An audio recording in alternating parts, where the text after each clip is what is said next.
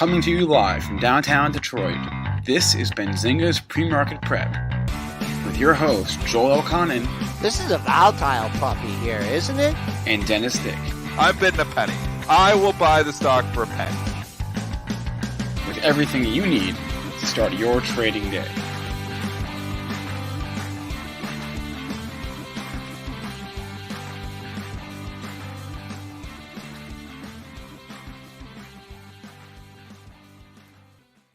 Good morning, everybody. Welcome to Benzinga's Pre-Market Prep. Spencer Israel, Joel Elconin, Dennis Dick is here, having some camera issues. Hey, we got him back working. All right. Fast market, fast morning. A lot to get to on today's show. Here, I'll just take Dennis off while he gets his camera set. We're gonna just try to put yesterday into context for you, just try to put some thoughts down and try to make sense of it all. A lot to get to on our show. It really is the only thing that matters. A couple of guests joining us today. Our first guest is Markus, Heitkoetter, founder of Rockwell Trading. He will help us make sense of this all at 8:30. And then Jason Raznick will join us after that at around 8:40, 8:45 or so. I want to remind you all that today's show is also sponsored by Rockwell Trading. Trade what you see, not what you think. That has never been truer than right now, I would say. To learn more, go to rockwelltrading.com/Benzinga. The link is up on the screen there. Hit that like button. Hit subscribe. Like us on Facebook. Joel, what's going on this morning in the overnight session? Well, here, let me fasten my seatbelt here, and because that's where it's going to be, folks, for quite some time. So tune in to Pre-Market Prep here, and we'll do our best under these extraordinary market conditions. We just got crazy volatility, and boom, right on that 8 o'clock number, we had a little bit of a washout. Pre-market high is 77.25. That close at 79, man. That's looking like a real big number on the upside. Pre-market low 21.50. That's not a bad number. I hope we hold it, but your real numbers are down at the lows from Wednesday and Thursday. Let's split them, call them 37.05. Crude up 28 cents at 52.62. Gold catching a bid. Got to have those hard assets in your portfolio. Up 28.30 at 1869.50. Silver up $1.55 at 27.47. And Bitcoin knocking on the door. $5,120. That's how much it's up at 37,900. Taking a look at that Bitcoin chart. And before we bring in Triple D, for all the listeners out there, I want to give credit who came up with the volatile puppy. Who caught that clip and put it on the intro to the show? Was that Dylan Wittenberg that did that? Me. I did that. That was you? I did that. Really? That was like 4 years ago. Actually, I'm sorry, Spencer. So someone did say that maybe it's time for a new intro. I think they might be right. I haven't gotten around to it yet. Don't dare change that now, because this whole market is a volatile puppy. Yeah. Everything is a volatile puppy. Why would you change that? I mean, this is the new normal, folks. This is what we're going to be dealing with until further notice. So let's see. Is Triple D still lurking? I'm here. Is my camera working? I got a new camera. I haven't fully adjusted it yet. Is this working? Yeah, your camera just switch your mic settings back to your headset, because your audio settings got switched. All right, how do I do that? We'll be good to go. Yeah, just on the stream, you're on the bottom there. There's the little cam mic audio. There you go. We're gonna go to, because it's my webcam picking it up. We're gonna go to my headset on the mic. Yep. Headset mic. There we go. Look at that. Can you hear me now? I got to bring the mic volume. Oh, beautiful. Hey, we hear you loud, Triple D. Nice do. Nice do. Too loud. And this is what it looks like when you don't shower for 2 days and you just trade nonstop. So, transparent from a lockdown community in Ontario. So, I mean, it's a different world we're living in, and it's a different trading world we're living in overnight. And I know they're out there, and people are like, let's break these hedge funds.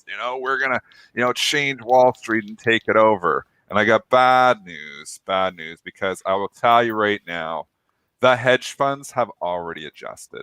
It took the algorithmic traders about 2 days to reprogram environment. About 2 days. Yeah, they got to get programmers in there. They got to adjust. but you're not going to break Citadel. You're not going to break Virtue Financial. You're not going to break, 0.72. You're not going to break all these hedge funds. They all adjust. They just adjust. So they got to get out of what they were currently in. And Melvin Capital, maybe you broke them. Maybe there's some victims here, but the ones that aren't victims have already adjusted. So what does that mean? It means the game changed. The game has completely changed. Fundamental analysis is officially dead until further notice. Oh, I'm killing it today. I'm burying fundamental analysis today, officially dead. What matters now is the story and hype. And it's a sad market that we've come to this. But I mean, all I see is a bunch of mini pump and dumps throughout Twitter, a bazillion Twitter accounts where they buy the stock. This is what they do. They go buy the stock. They get 100,000 followers. They buy the stock, pump it out to their 100,000 followers, say this is the next one. And then the 100,000 followers jump on, yeah, let's grab it. And, the early people and the pump and dumps obviously make money. The later people lose money. This is what the market's become. It's become a bunch of pump and dumps. Even on these Reddit threads, it's been on Twitter, it's everywhere. It's sad because, I've got the CFA background. I like, stocks to be valued for what they're worth. And that is dead. That's dead right now. And what does this all mean? So going back to my original thing with the hedge funds, I have a lot of thoughts on all this, but you talk about, shorting stocks and how it's evil. And, I have Elon Musk yesterday tweeting out that, you can't, he can't sell cars that you don't own. He can't sell houses that you don't own. Why can you sell stocks that you don't own? Well, Elon Musk, what do? You sell cars way before, if you take pre-orders, you sell cars way before you've made those cars. So, I mean, here's, a ridiculous example of, well, yeah. And he's like, what purpose does that serve? I will give it to you in one word: liquidity. The shorts are the ones that provide liquidity to this market.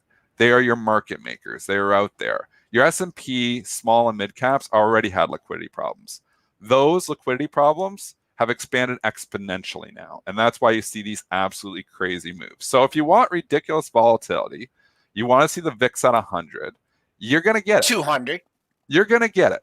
You're going to get it because this is the new game. So, but you're not breaking new hedge funds. They've changed the games. When you watch the trading action in GME, and maybe you should bring it up, you think that's retail traders moving the stock? Absolutely not. I said that. No You way. said it yesterday. This is algorithmic trading. This is already the prop firms that are all over this. They're all over this new pricing, and, they're all over new trades. And I mean, we do some algorithmic trading. I tend to think like I like to throw some funnies. I like to have some analysis. That's why I find this really sad. But I got to trade the market that's given to me. And I can't worry about what the fundamentals anymore. I don't give a crap about the earnings report. And what matters is just, the story. And what the story, if there's a hot story, the stock goes. And, if the earnings report, if they deem it hot, it might go too. But, I've got a whole list of Reddit stocks now. That short squeeze stocks, we obviously know all that list. We can see them online. You can pick it. But when you see GameStop ripping higher, there's relationships here all of a sudden, new relationships. And I know if GameStop starts ripping, I got to buy AMC. I got to buy Express. I got to buy BlackBerry. I got to buy, Bed Bath & Beyond. I got to buy Tootsie Roll for whatever, because it's got a short interest. I got to buy AG. All these stocks are moving together. So new relationships have formed that have absolutely nothing to do with fundamentals. All has to do with market mechanics. So I know everybody doesn't, want to see, everybody wants to break the hedge funds. They don't want to see the hedge funds making money. They will make more money in this market than they ever have before. That is my prediction. You will see more wealth transfer. Can I ask a question? Because it would seem like, and this is people in the chat are saying this, and so I'm probably reflecting on them, but also from my own curiosity. How is what's happening the last few days really any different than the institutional side of the market? Going on TV or the analysts putting out a buy rating, right, to pump up their stock. How is that any different? It's all the same thing. The whole market has become a pump and dump. I mean, you can go right back to the exactly. That's the difference. Spiking the Kool-Aid. It's all a pump there as well. Yeah. Pump the markets up. I mean, the whole market has become one big pump and dump. and everybody, oh yeah, talk about my stock. I want them to talk about my stock. Maybe it'll go higher. I mean, this is just stupid. I hate this. I absolutely hate this. This is why I don't even want to talk small caps. I know I can comfortably talk SPY and Apple and Amazon because we have no effect on those stocks. Absolutely none. I don't want to talk a small cap stock right now. I don't even want to talk when I have them because I don't want to benefit from, I buy a stock and then I talk about on pre-market prep and it could go higher. I don't want to do that. I don't like that. Amen. I don't want, and there's so many people that are living their businesses. There's people getting rich, making millions doing this right now from these Twitter accounts. These Twitter accounts that have like 100,000, 200,000, 300,000 followers. I'm not going to name them, but a few of them out there.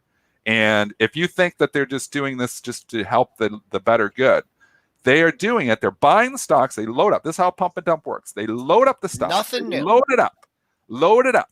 And then they get the thesis. And I mean, Citron is really the same thing. I mean, to a certain extent, that's the same thing. They load up the short, put the negative report on there, and then hope that tanks the stock. I mean, it's all just become a game.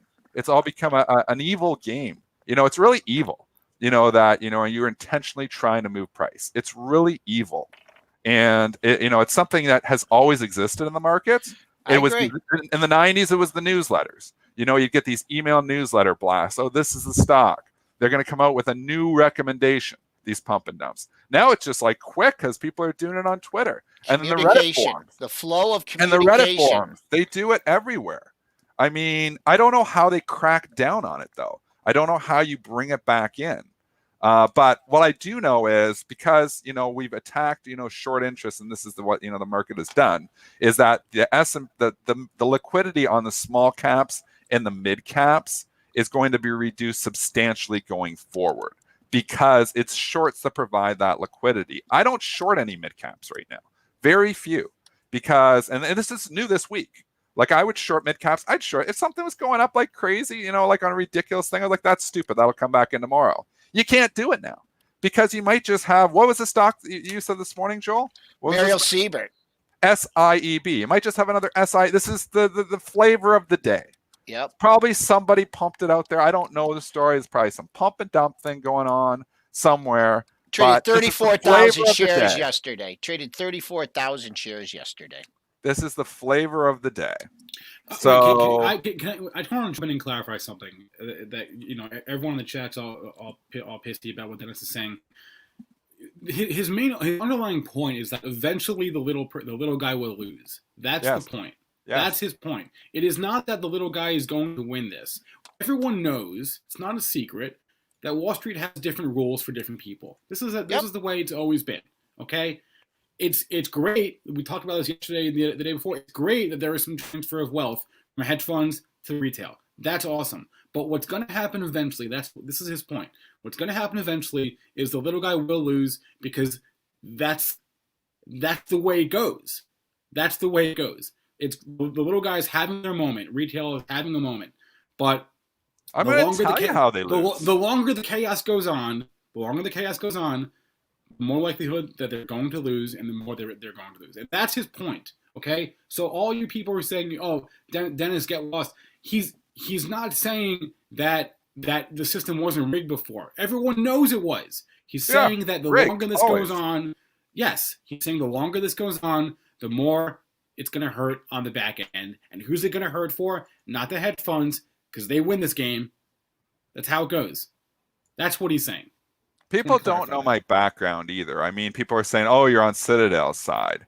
Do you want to know, for the last 10 years, I have advocated against payment for order flow. I have been to the SEC 4 times. I have participated in 2016 on the SEC advisory. I went and met with and I actually got on there and I showed how payment for order flow would hurt the little guy. I showed how price improvement is just drinking the Kool-Aid again. I've shown all this stuff. I've tried to fight payment for order flow for a decade. So I am not on Citadel's side. I'm on the exact opposite side. I've done more than anyone else probably in that chat. Weren't you in an SEC hearing? I've worked at the CFA Institute for 6 years. I did 2 studies on looking, at market mechanics and looking at, price improvement and looking at, reduced liquidity due to payment for order flow mechanisms. I've looked at all that. We've looked at all that stuff. Like I'm not on Citadel's side. And just Google me and go, if you want. I tweeted it out yesterday. And go look at my Twitter account. I wrote an 8-page report and that I gave to the SEC on why payment for order flow needs to be brought in. And, so just going about, let's say, oh, yeah, let's just, make stocks go crazy and break the shorts and we'll break them that way. This isn't the way to go about it. So if you just wanted to trade stocks and you want to just go crazy, you want to do stuff, that's cool. But don't act like it's a crusade to change the way the rigged markets are rigged, because this is rigging them more. These actions are rigging the markets more, and the whole game has changed. And now we've reduced liquidity on all the small and mid caps. You're going to see volatility continue to explode, and this is what we get. I mean, so I'm not blaming anyone for this. The whole system was rigged. If you want to go back to the blame, in the beginning, it probably is the Fed. The Fed's probably to blame. I know. Go farther. Dennis, I mean, we both yesterday when we were on the pre-market show, we were like devastated. Like the market structure, I mean, you got to adjust your trading strategies and stuff, but what is going on is just, like you said, it's just something that's never happened before. I don't know how it's going to change or when it's going to change, but, if there eventually is going to flow down more costs for the institutional investors the guys with the pension funds and the guys with the 401ks, they're the ones that are going to eventually feel the brunt of this, especially if the entire market caves in because of this. Oh, it could. I mean, we're going to reduce liquidity. It's the small mid caps the liquidity is going to go away substantially. And that's because I make hundreds of short trades a day. Hundreds, sometimes, maybe not all days, but a lot of days I'm making hundreds of short trades. What do? I'm getting on the bid right away. I'm trying to scalp spreads. I'm trying to, play, and obviously market makers are doing the same thing. We can't do that in GameStop now. So there's no liquidity out there because there's no market making activities. There's some algorithms that are driving price and bouncing it around, but there's no, market makers that are coming in and providing a nice orderly market. You can't, you get run over. So you're eliminating that aspect of the market. The market makers are the people who provide the liquidity to allow the institutions to get in and out of trades. So you just destroyed, liquidity was already low in some of the small mid caps to begin with, but you just destroyed it. So I mean, this is the market that's given. So I'm not going to complain and say, oh, I'm going to lose money. I'm not talking my book here. I will tell you, I in all likelihood am going to make more money because of this. And your prop traders are probably going to make more money because of this, because my P&L is not linked to market going up or down. It's linked to volatility. Yep. And if volatility increases, prop traders, hedge funds make more money. That money, and who loses is the pension funds, which you're saying, the people who have to, have to make big trades and move price around with big stocks because the price impact from those orders coming to the market increases as liquidity is reduced. So it hits the pension funds on the bottom line because they're not going to get as good a price as they would if the liquidity was higher in the markets. It's shorts that provide that liquidity. Elon Musk, read a trading book before throwing out a nonsensical tweet that, obviously you did last night and get everybody, wound up. Shorts provide liquidity to the market. The reason that the market was tanking back during the financial crisis and the financials started to go down was because he had no shorts in there in those 3 weeks. And you saw the financials get crushed. To buy stuff back. Because here's the honest truth. When a stock is going straight down, do you want to know the first person to buy the stock? Nobody's got the guts to step in and catch the falling knife when a stock is crashing. You know who it is?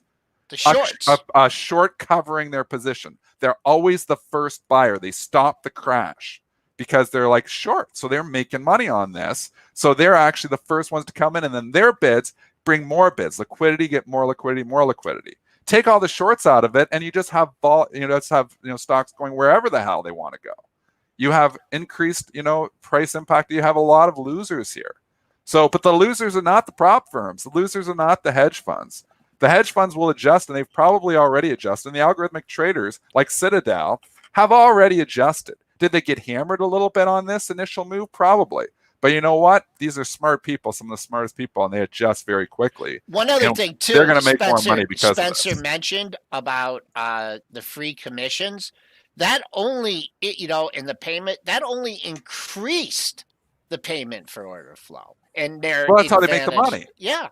So if you want to understand payment for order flow, I can give you a quick market structure lesson because it sounds like we're talking about it. But what happens is when you're at Robinhood is they can do free commissions because they sell your orders. They literally take your order and they send it to an off-exchange market maker like Citadel. Citadel is the majority of your order flow. I think it's 80% of orders go there. So they take you when you send your order, it doesn't go directly into the market. It first goes to Citadel.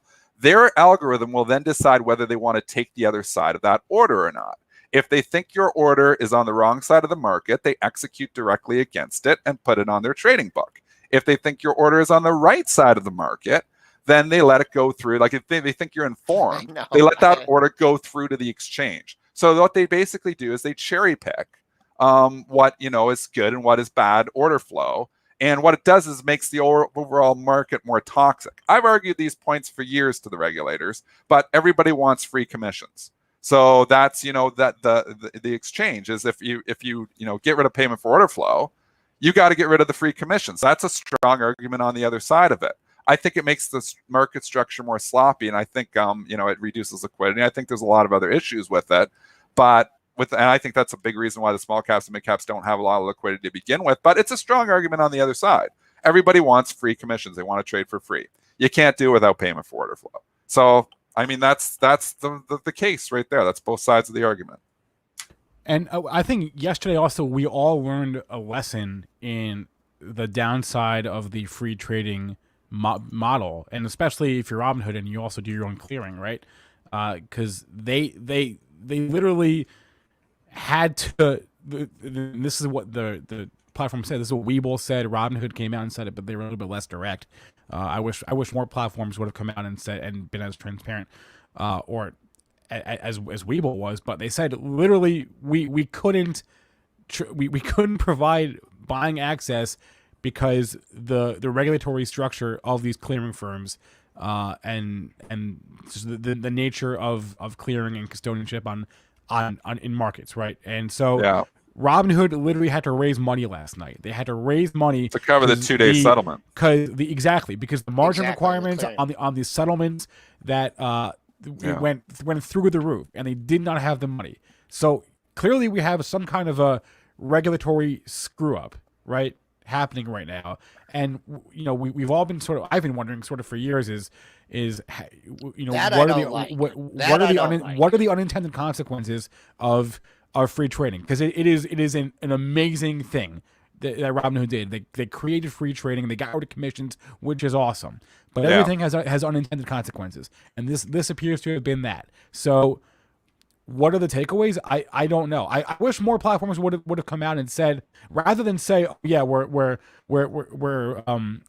blocking or we're restricting buying access to these stocks. I would have loved if they would have told us why. No one really said why yesterday outside of Webull. If they'd come out and said, look, we don't have the money for this. We literally don't have the money to provide the clearing firms for the T+2 settlement. I mean, that would have I think maybe gone a long way in at least clearing some confusion. But what we appear to have had is a hole in the regulatory system, a regulatory screw up.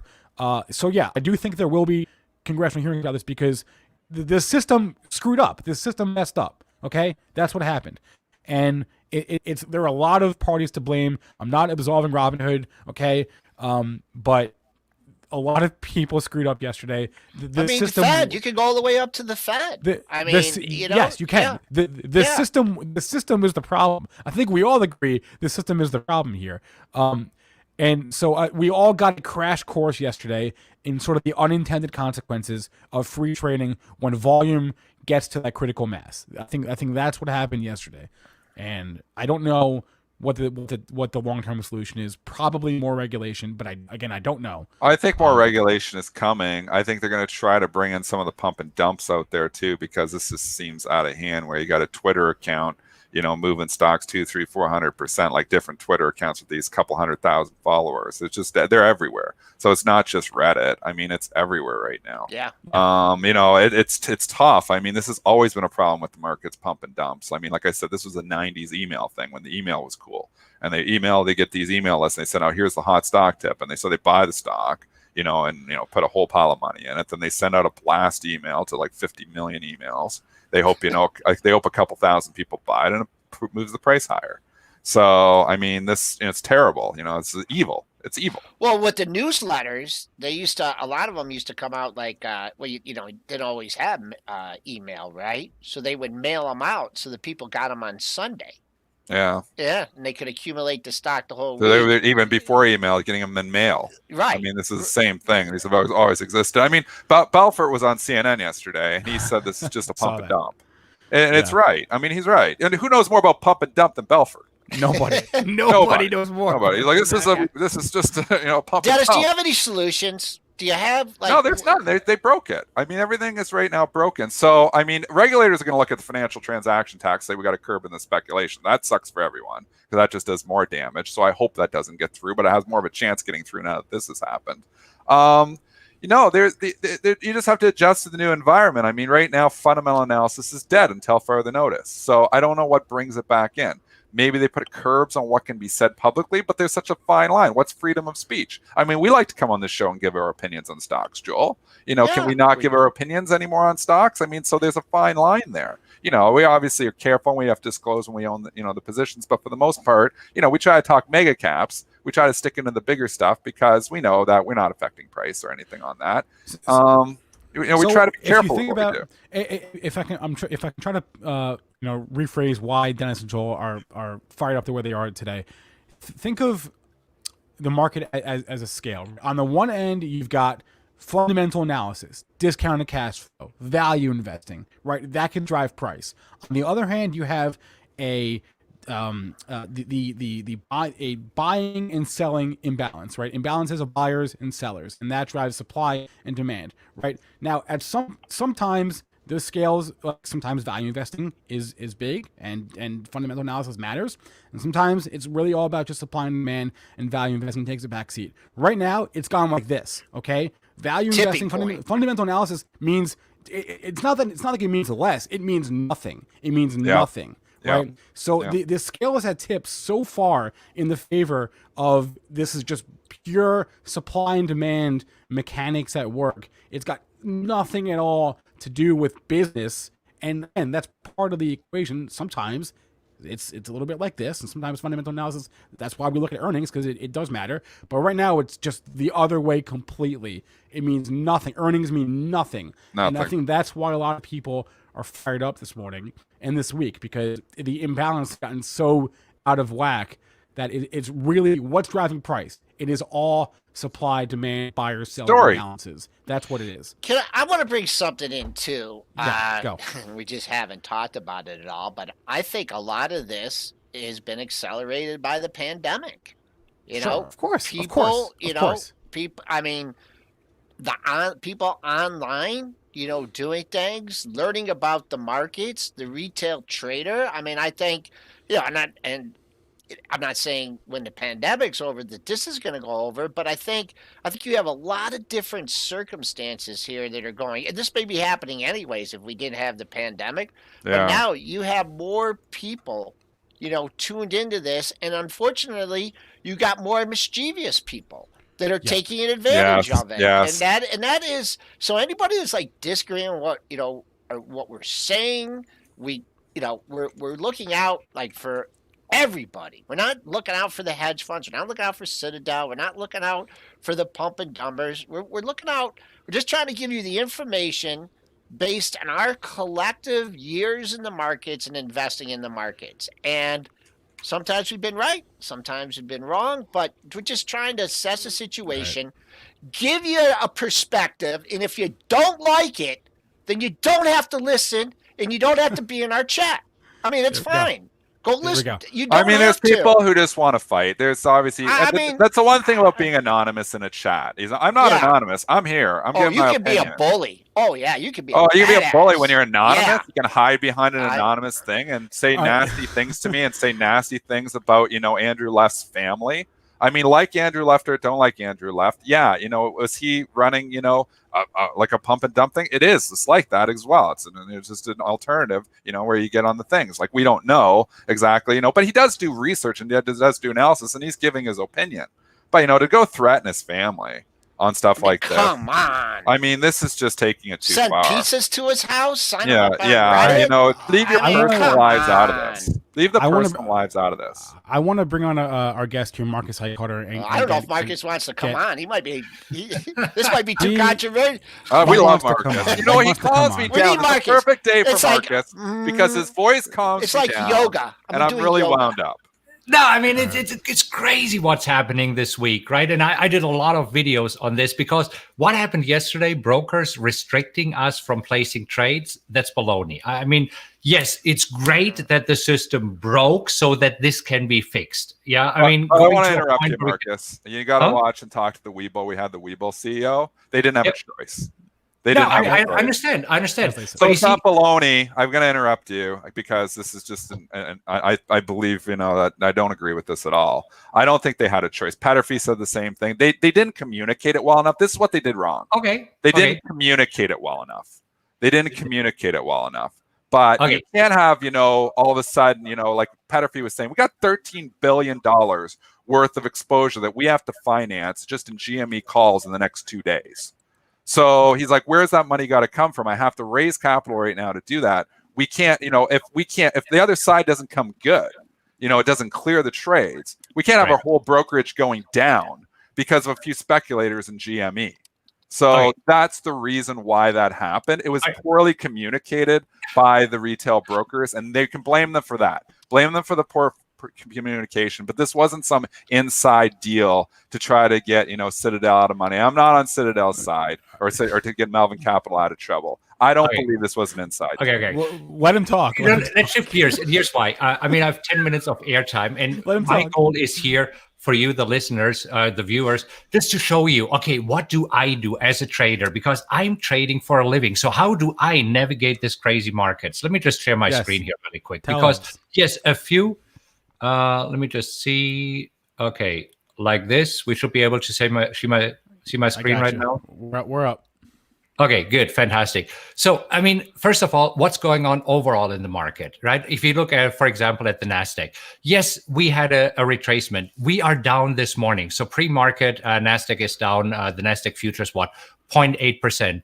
Overall, we're still in a good uptrend. I mean, Spencer, you said earlier, all the fundamentals are out of the window. Yes, for certain stocks, they are. I absolutely agree. Now, I want to talk about the stocks that I'm in right now and what I'm doing here right now. So here are the stocks on the right-hand side that I'm in. So GDXJ, HAL, Halliburton, NEO, UAL. So I'm long these stocks, and this is what it looks like in my account. If I can show you really quickly, these are my positions here.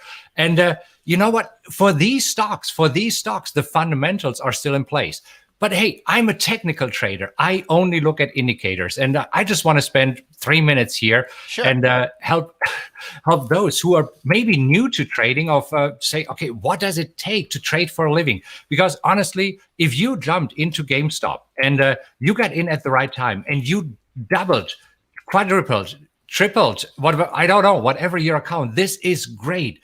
But I want to give you some tips, if that's okay with you guys, of how to sustain this in a long term, because I see a lot of traders coming in that don't even know how to look at charts, right? And I think this is a little bit scary. So let me just share a few things with you that might be helpful of the three pillars of successful trading. And I know this sounds like boring, right? Boring. But stick with me, because this is really something that you can use right away. Okay, number one, you need to have a trading strategy. And this sounds so boring and complicated, and it is not. A trading strategy just answers 3 questions. And this is what to trade.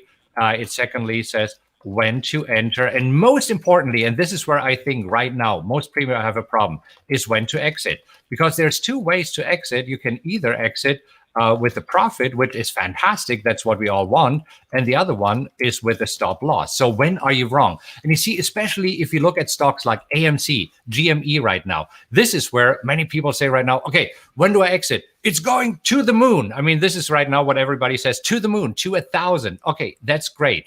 But you see, for me, for example, what I like to do here, I like to take money when I make 3 times money that I risk here, right? So a 1 to 3 risk reward ratio. And will I leave money on the table? Yes. But for me, it is more important to have SRC profits, systematic, repeatable, and consistent. If you're catching GameStop, great. Will it continue? I mean, Triple D, you just said it. We will probably have more regulation. So these opportunities might not be back. They might not. We will see. So number 2, here's the other thing that I think that everybody need. It is professional tools. I mean, for me, it is a charting software. For me, it is a software that helps me to basically tell me every day what to trade, when to enter, when to exit.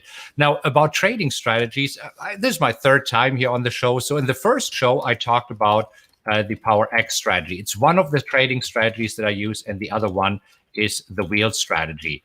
And I believe that you have my link up there, rockwelltrading.com/Benzinga.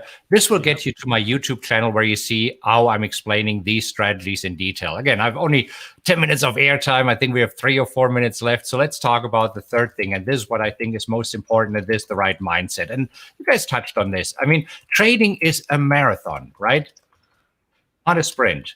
So this is where, okay, if you are having the lucky trade where right now you turn $10,000 into $80,000, into $100,000, great, that is good for you. But for me, ultimately, I am looking for SRC profits, because at the end of the month, I have to pay bills, and I cannot rely on another GameStop coming around, another AMC coming around, another SLV coming around. So this is why I'm staying away from these stocks. I mean, yeah, they offer right now fantastic opportunities, both to the upside and the downside. You can make a lot of money and you can lose it overnight. I've seen on the Reddit forum on Wall Street Bets how people's accounts are getting wiped out because they got in way too high. Anyhow, so the SRC profits is for systematic. So Markus, how are you approaching this? Like walk us through a trade that you're making or looking at making today.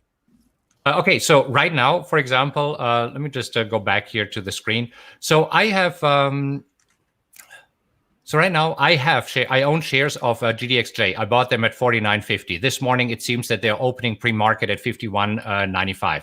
So that's good. You see, this is where I'm probably already liquidating some shares this morning. We'll see where it opens, but on this trade alone, so after the open this morning, I should be up around probably $5,000-$6,000 on this trade. And you see, this is where, can GDXJ move higher?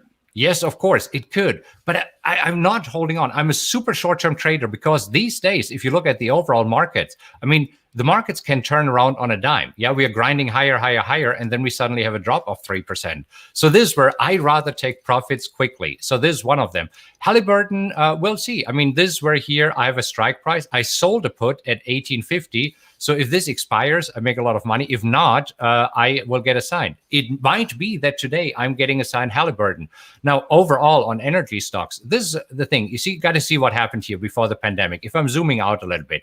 So Halliburton has been very solidly trading between $20 and $50. Got hit when crude oil prices slumped lower. But here I saw that recently short-term support. You see, I'm just looking at short-term support and the indicators.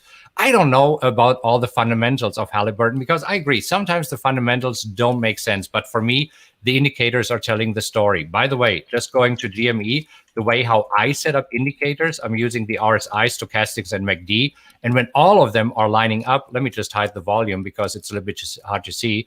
This is when I'm getting a green bar. So as you can see, according to the indicators, not knowing the story at all, the indicators already said on January 13th, this is likely to go higher.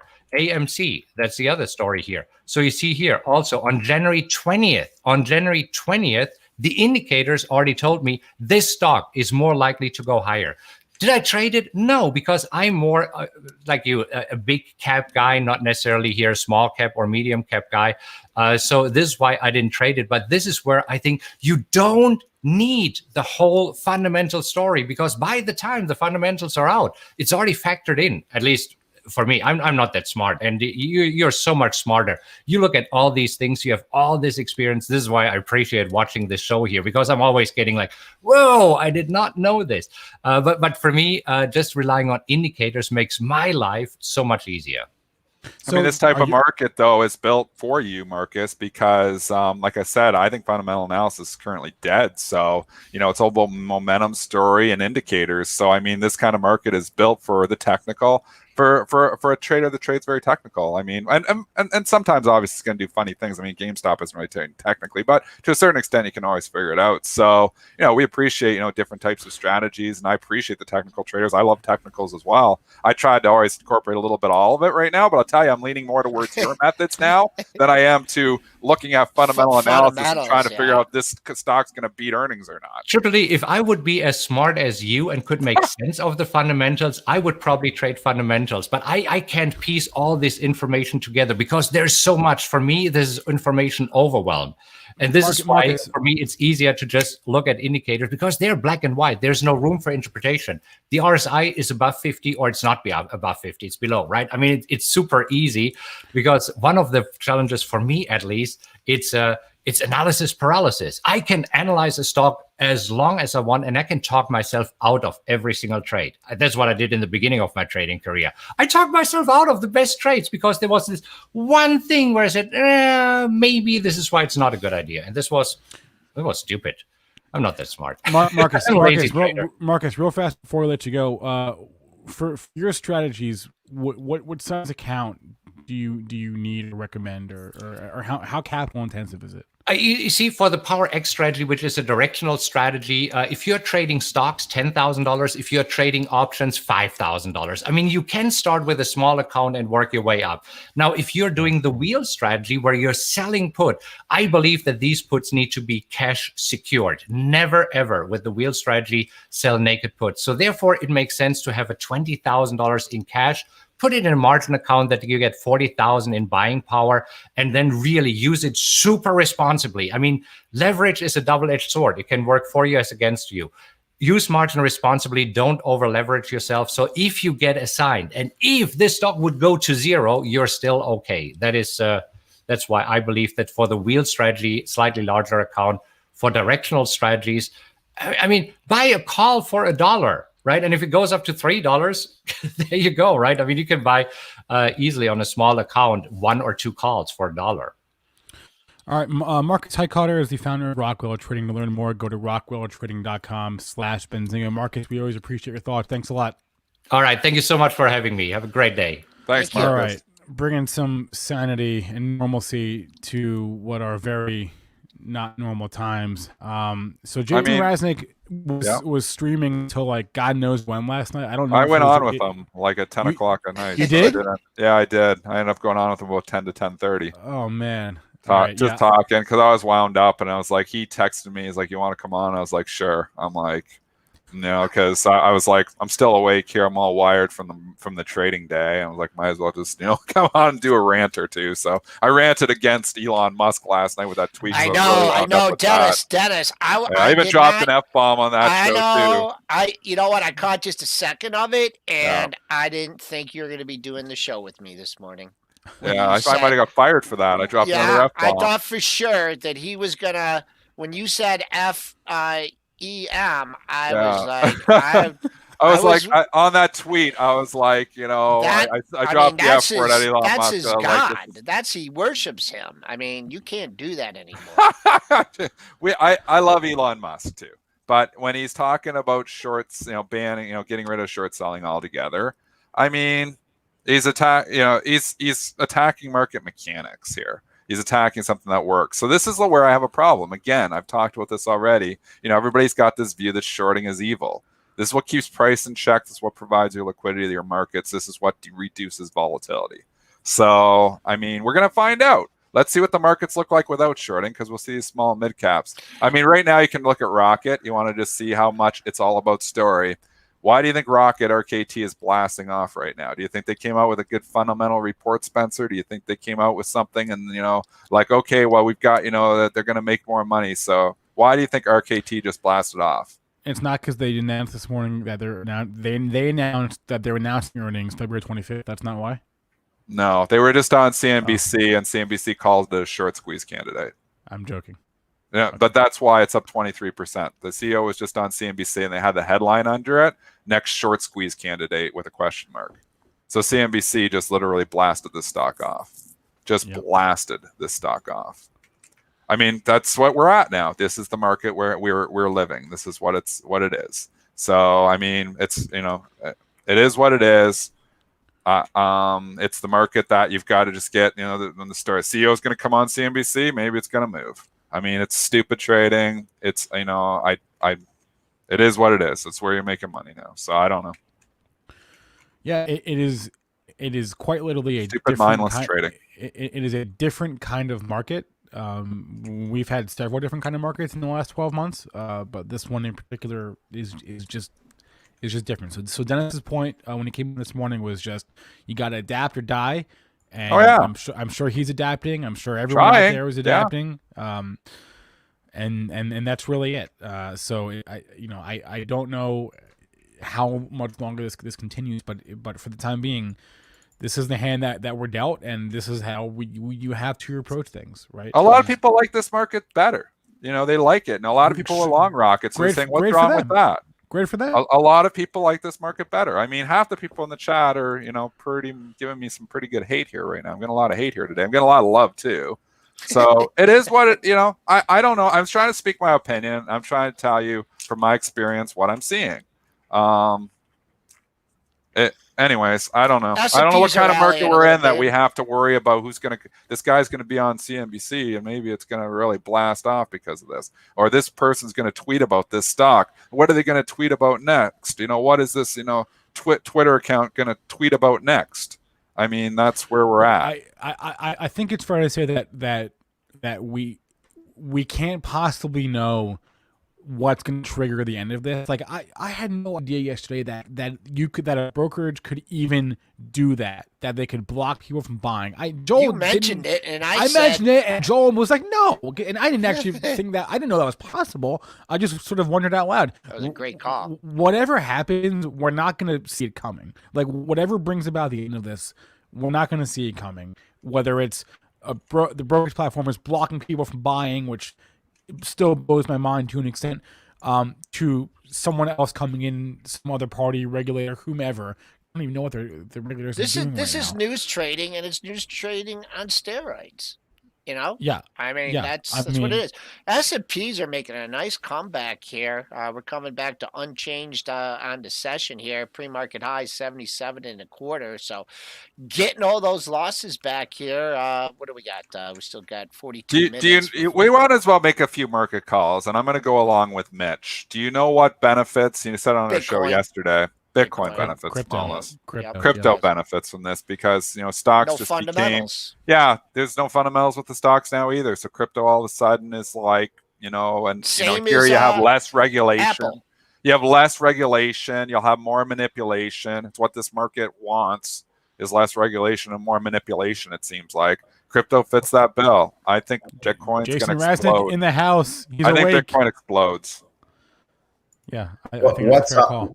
What's up, guys? What is up? Let's do this. We're here, pre-market prep. I got to say, we went 12 hours yesterday. I heard you guys talking about the chat room, giving some stuff. Ignore the noise, ignore the haters. Then they eventually apologize and say, "Oh, I love you. I promise." That's what they do.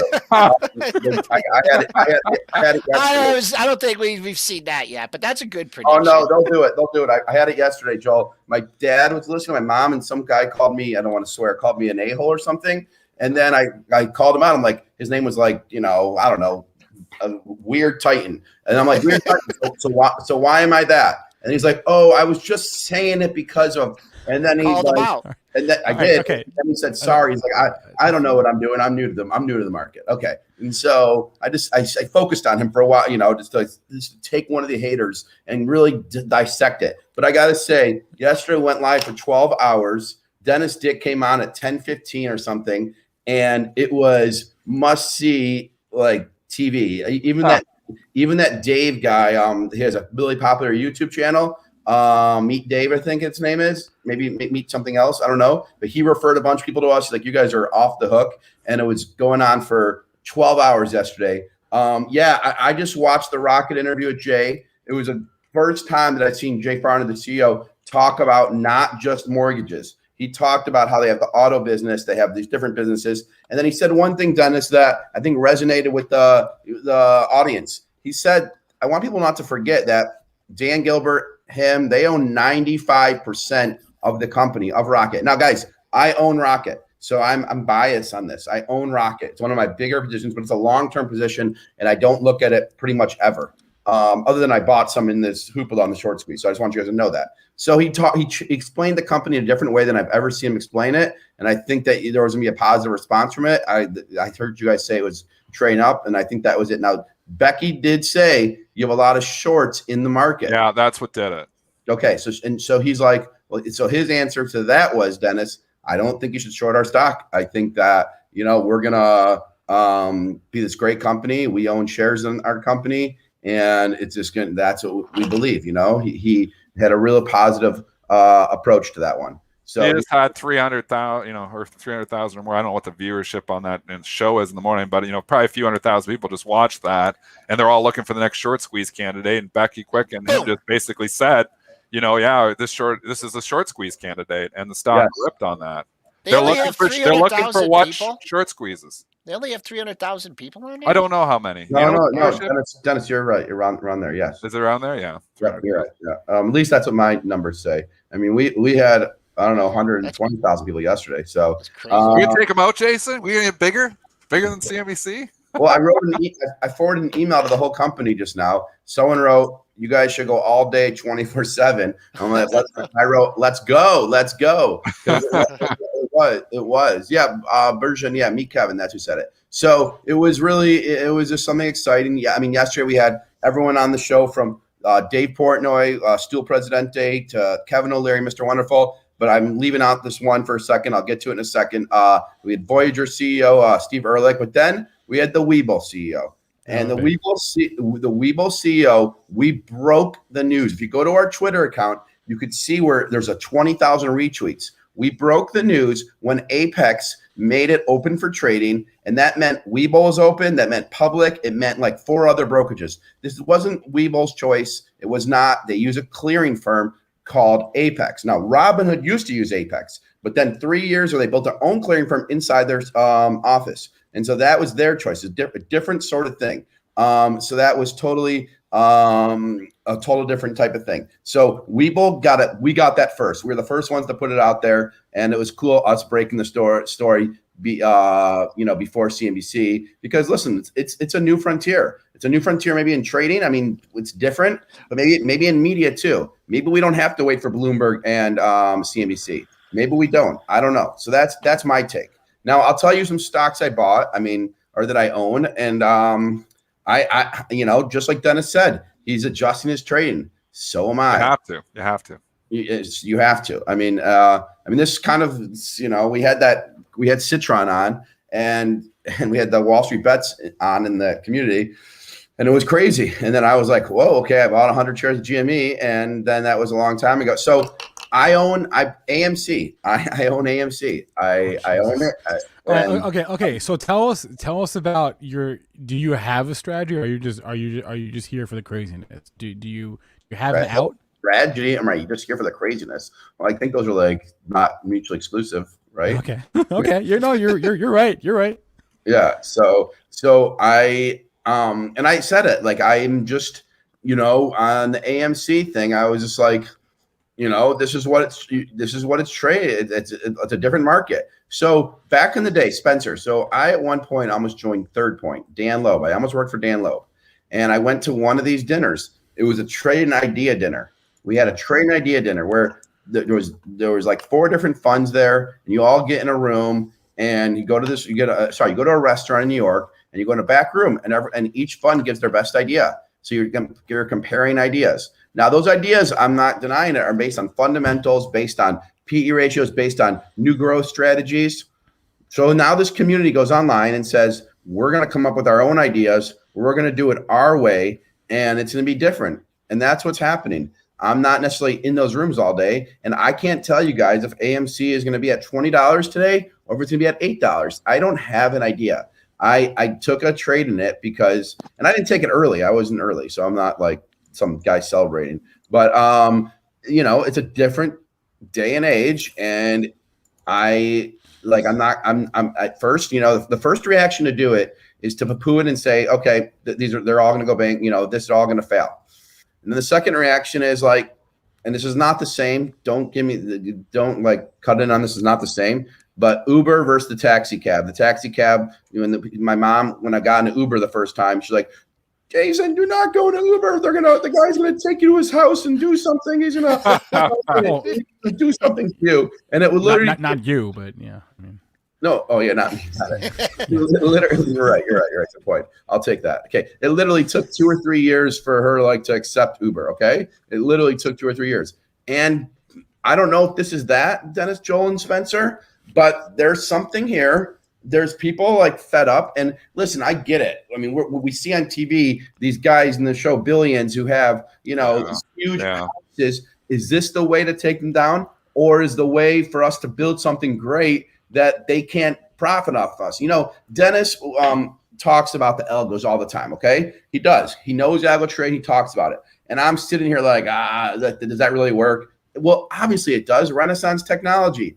And so why is that any more valid as a business than these guys ganging up as a team? Why is that? That's not investing. I mean, that's just okay, I'm going to take decimals on it. I mean, I don't do that. I don't know how to do that. So let these guys have it their way. And that's my take. So I like that mission of we're going to find another way and try to change it up. I guess that's my thing. Now, the one thing I will say, the vitriol, the hate, the negativity, I don't like. I believe you treat people with kindness all the time, every time, no exceptions, no excuses. And so I don't like the vitriol. So, for example, if you don't go in AMC, if you don't go in GME, they call you names. They call me a boomer at first, but that's okay. That one's okay. But they do worse things. They call me a boomer. Yes. And I don't mind boomer. Boomer. My kids. Boomer sounds okay. You're not a boomer. No, it's okay. It's okay. So, so then so the next thing is then they go attack your kids, attack this, and say these things, and use the word. I'll spell the word. I don't want to say it. They kept saying RETARD, and it's just that stuff isn't tolerated to me. So I do not agree with those things. Do I think it's okay to team up and whatever? Sure. Someone just wrote in the chat that I know. Hey, 9 a.m.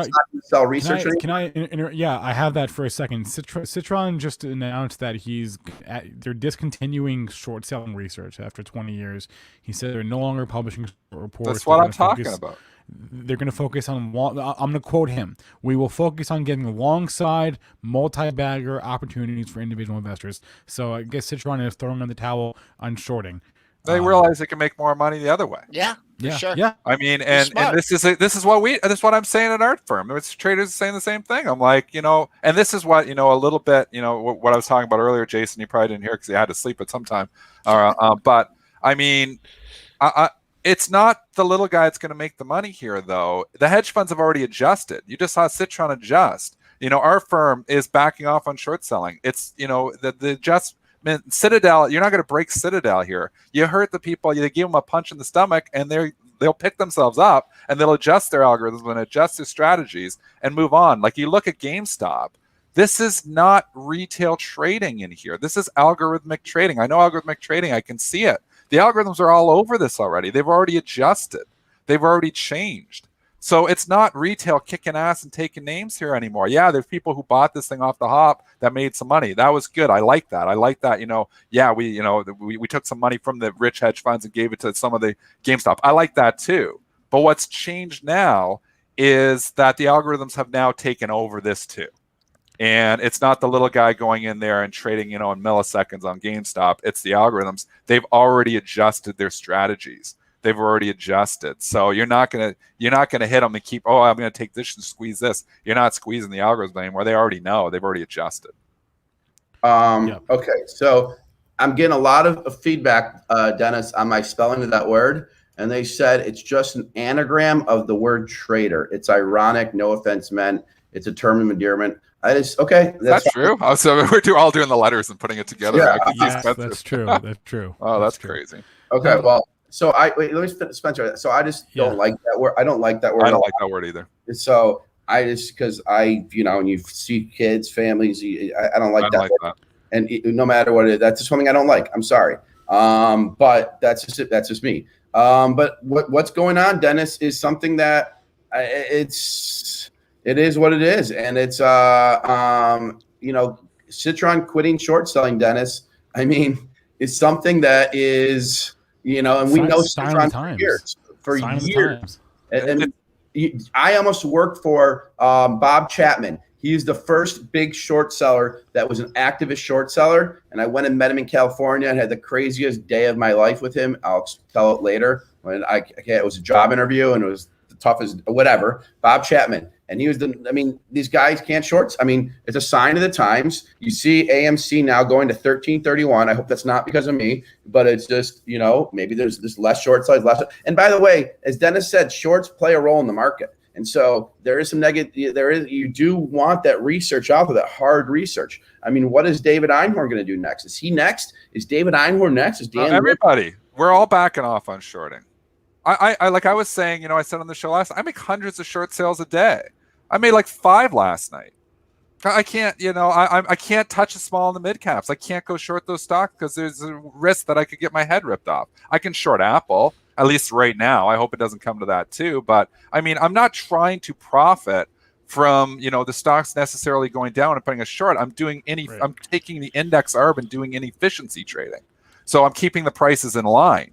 Like you've got an index that's made up of 500 components. These 500 components are supposed to equal that. Math. So when you get a little bit above, you short one and you buy the other, and you're trying to keep that all in line. That's why the prices, the ETFs, are close to where the underlying holdings are. It's the shorts that keep that in line. If you eliminate shorting from that, then you can get all those breakages too.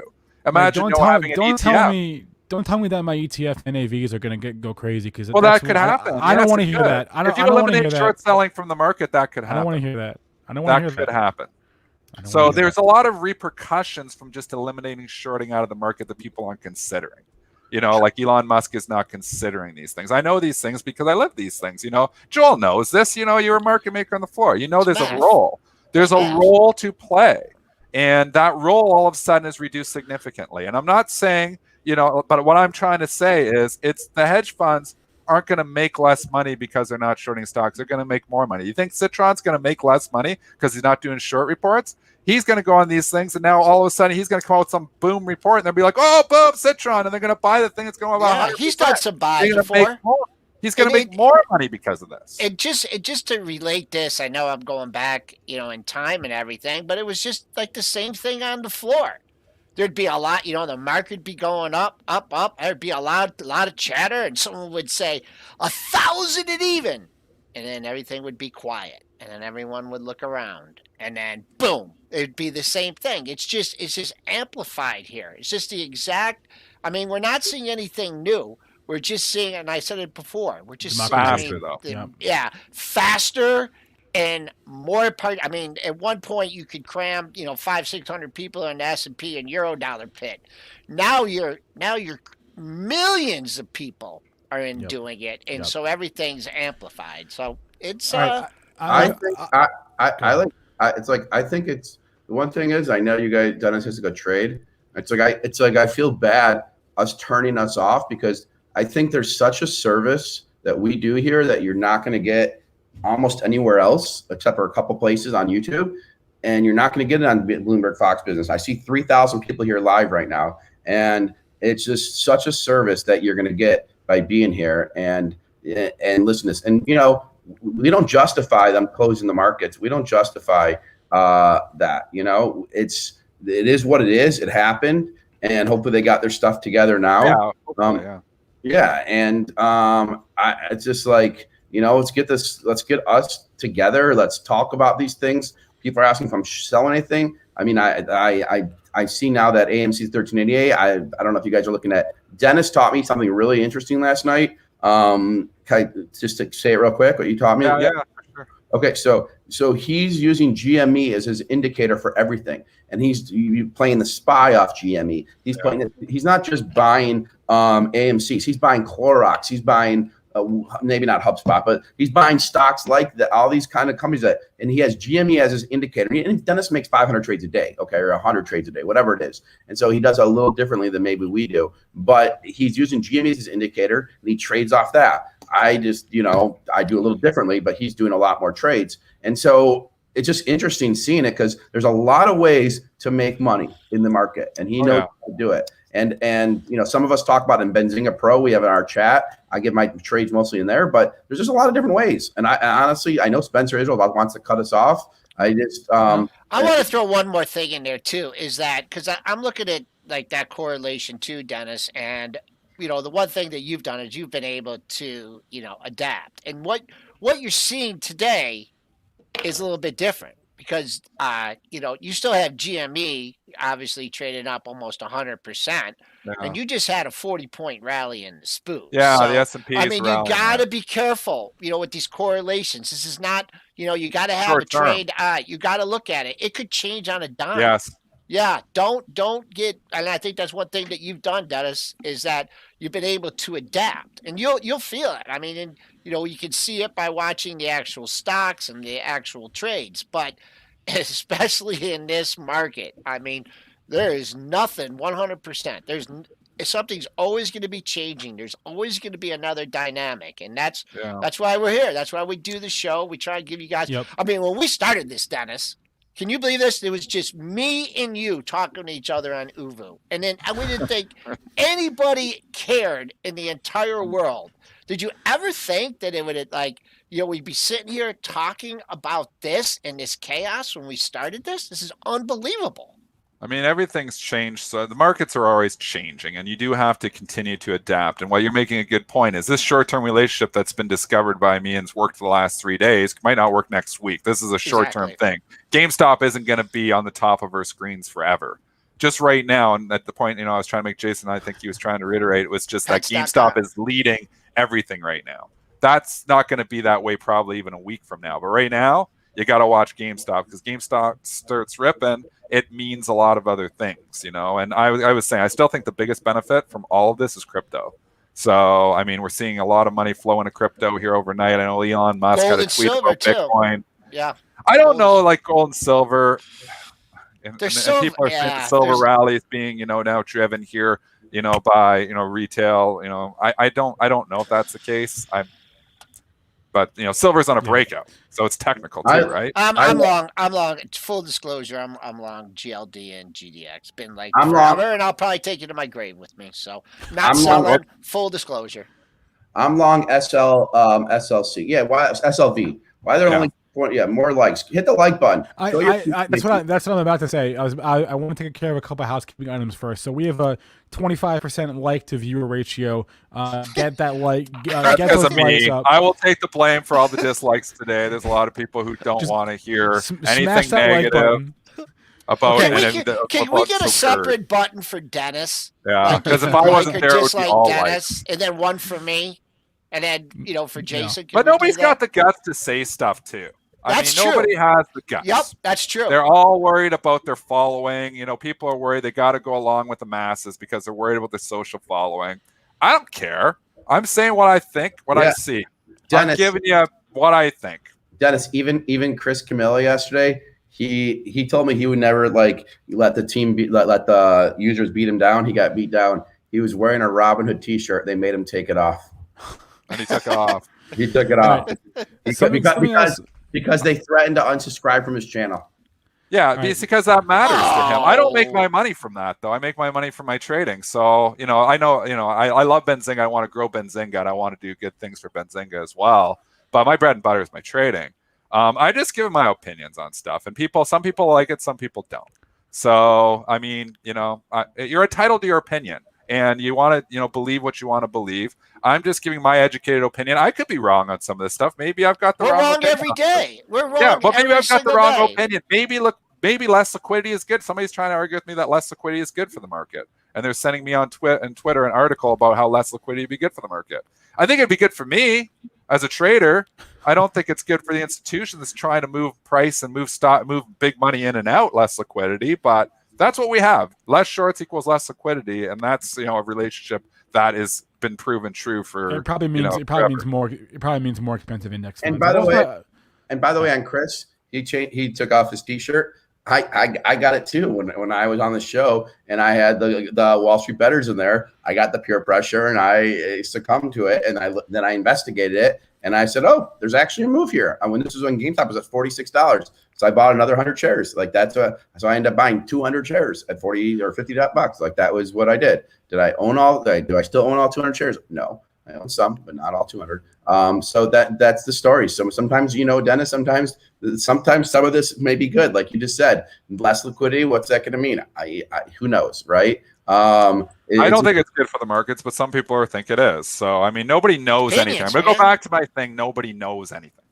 And this is the environment that really nobody knows anything. Who would have thought GME, would have been a $375 stock? So this is a market where nobody knows anything. But Dennis, the cool thing is what you just said is the coolest thing you just said. No one knows anything. So typically, the people who do know something are the big, hedge funds. They can talk to the Secretary of Treasury. I promise they can get a hold of anyone. Yeah. Now we have access to, in some respect. I just saw John Gannon put that Justin Kahn, who was Justin TV, Twitch, whatever, that got a cease and desist from Citadel. I'm just saying this is the rise of the warriors, the rise of people, the rise of this. And maybe it's not just the big hedge funds that have access to the Secretary of Treasury. Maybe it's Benzinga that gets a voice, because we're here for the people, by the people. Dennis is a trader. He's trading all day. For him to come give us an hour of his time, he's probably foregoing an extra $20,000 a month doing that. I mean, literally, because he can make these trades. But he's doing it because he wants to help people. Dennis doesn't need to live in some kingdom, and a lot of these hedge funds do. And Dennis doesn't need a kingdom. He doesn't need a plantation. He needs a shark in his shark tank in his. He needs a shark tank. Exactly. I got shark tanks in the chat. I got sharks in the chat attacking me already. All right. I just have some housekeeping items. A few people have asked me where to get this shirt. They said they like it. You can go to swag.benzinga.com. You can find this shirt there as well as many other. And they're going to run out soon. They're going to run out soon. Shirts, mugs, hoodies, hats, whatever. Swag.benzinga.com. To learn more about Benzinga Pro, there's a link in the description of the video, so check that out as well. Jason, thanks a lot for your time. I'm sure today will be equally crazy, but we appreciate you taking some time out. You have 2,600 people here just saying hi to you, so say hi. Say whatever you want. Guys, I'm Jason Raznick. You can follow me on Twitter at Jason Raznick. I got to do my little promo. I'm in the chat room, Benzinga Pro, and that's it. Like that, Spencer already said. And I don't know, give us a like, follow us on YouTube, Twitter. We're going to go 24/7, baby. One day. We love you. Jason, you got to get some rest, man. You can't do that all day. He doesn't need. I don't think Jason sleeps. We all need rest. Jason needs less rest. Jason doesn't need sleep. I really don't think I'm working on a clone technology. And then you know what I got to do all day today? I didn't do any product or like content work. So we're working on the new Benzinga.com right now. So you guys can go there for tools. So if you're a developer, hit me up at jason@benzinga.com. I have money to spend with good developers and designers, okay? I'm a little impatient in life, and that's my only thing. I would say I'm a grumpy old man sometimes, okay? Don't take my title away from me. You can't be the grumpy old man. Yeah, I'm the grumpy old man. Don't do that. So we love you guys. Get the word out. We're here for you. We hear the people, for the people. Let's do this. Let's go. Let's have fun. Make some money, and be careful out there. It's a wild, wild west. Peace. All right. Thanks a lot, Rez.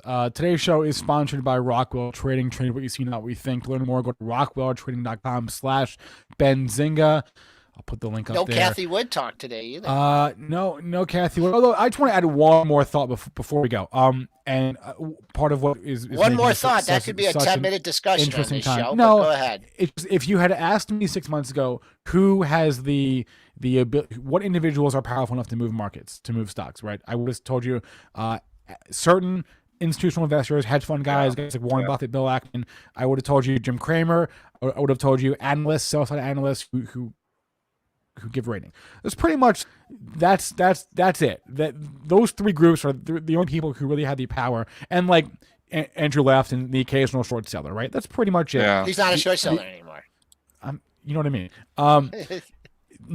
Now, if you ask me who has the power to move markets today, it's anybody. Anybody with stock a Twitter today, account. and that's the difference, right? Is that the group of people who had the ability to move a stock went from a very small population to literally anybody with a social media account. So that's the difference. I feel that's sad. Like, I don't like I like that, the fact that, the little guy gets a voice and the little guy, but if you're going in and, if your whole strategy is I'm going to buy a stock and then to try to get the show to talk about it or try to get somebody to talk about it so it'll go up. I don't like that. I hope the market doesn't become that one big pump and dump. I hope there's regulation that comes in to bring some of this in. But, I do like the fact that the little guy, has more of a voice than they used to. That's the one good thing about social media. The little guy, I get, we get some great trading ideas from the little guy. I mean, Mitch was the little guy. Mitch is getting bigger here now, but, Mitch coming in, sorry, I'm going, but, he comes in with great analysis, great ideas. Chris Catchy over on SPAC Attack. Yeah. I was talking to him yesterday and I'm like, I'm like, some of the SPACs are getting sold off. I was like, Chris, what do you like? Because I know Chris does his homework. He knows some good SPACs. He knows way more about SPACs than I do. I was like, I'm looking pre-deal. I'm like, what do you like over there, Chris? Because he does his homework, and I'm looking at all these SPACs that were getting hit yesterday, or the day before. Maybe it was the day before. I'm losing track of days here, but on the big down day when Friday. It's Friday. Yeah, but when the down, So, anyways, I love that. There's a voices, smart analysis out there, but I like the analysis. I don't just like the fact that people, I'll just buy any stock and then somebody will talk about it. I like people who are actually doing their homework. I still like fundamental analysis, and that's why I'm sad. That's why I'm sad that I see GME trading up at $370. I know you guys stopped the show, but that's why I'm sad, is that I feel like fundamental analysis is dead. That's why I'm sad. All right. And Spencer, you said anybody. I used to have a shirt back in my radical days that said anybody for president, right?